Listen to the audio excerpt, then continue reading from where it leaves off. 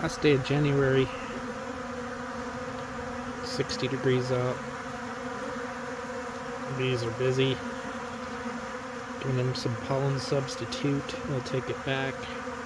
Kind of help give them some protein to get through another month or so till we have some true pollen start showing up in flowers.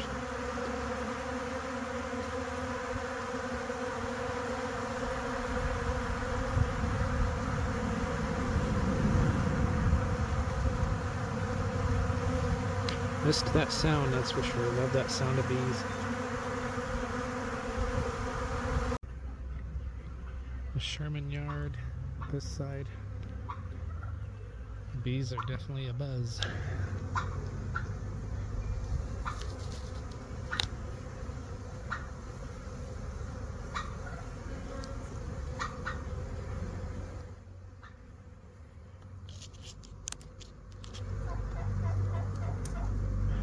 Really want to get in and inspect them, but it's too soon.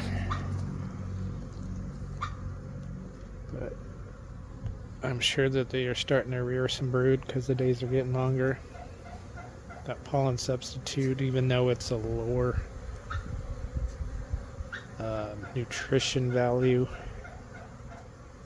will still probably cause her to brood up some.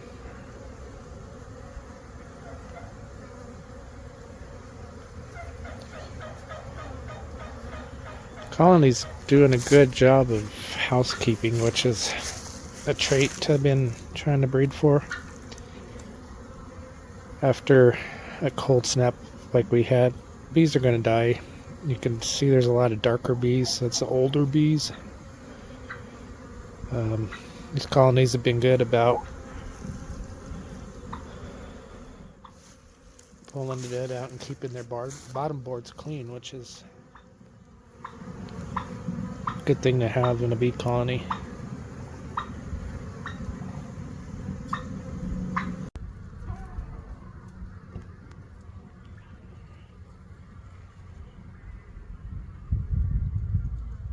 They're starting to pull out the newspaper from the dry feed. Some of the sugar too.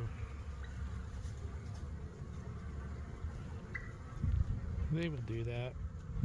The sugar doesn't quite get turned into a fondant.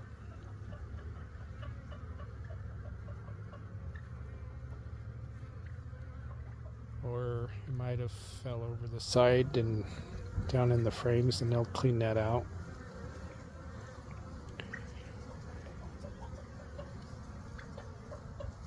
It's going to be close to 70 over the weekend. Next week the lows are only going to get 35 to 40, so I may pop one of these open just to see what the queen's doing, see if they're starting to brood up, which I'm sure they are. Really excited to get my queen rearing operation going this year. Create some splits. Maybe we'll actually sell some bees this year.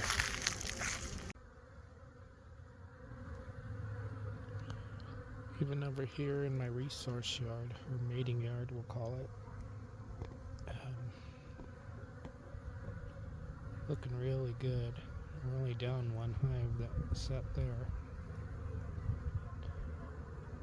I have a video out about that. It's pretty good out of 18 hives to only be down one going into February. Traditionally, February's mild temperature-wise for us. We'll just have to see. I don't think we'll get any more polar vortex type of weather, but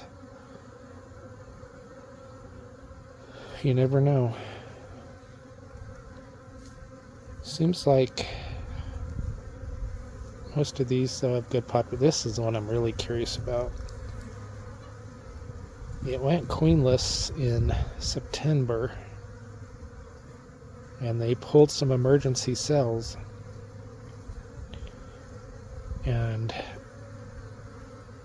into November it looked like they had successfully made it a queen, which is be kind of weird for late in the year in Colorado, but you never know. I've seen drones in hives in December, so if she did go out and mate, I guarantee it wasn't with a whole lot of drones, so she probably won't be viable through the summer. But she's obviously made it enough to get them through the winter and hopefully in the spring. Regardless, this is going to be the hive I'll use for rearing queens. This will be my starter. If I do have a good queen in there, I'll just pull her out and take nurse bees from all my other colonies. They're going to pack this box so full of nurse bees that it'll be busting at the seams. And then I'll go through my notes and decide which colonies I want to graft from.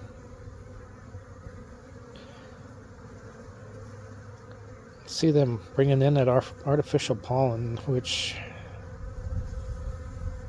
some say is a sign of queen right. So like I said, with this weather we're going into with 60 pushing 70 and lows of 40, I definitely might go into this hive and see what's going on this weekend. Probably just do its own video on that, so it'll follow this one.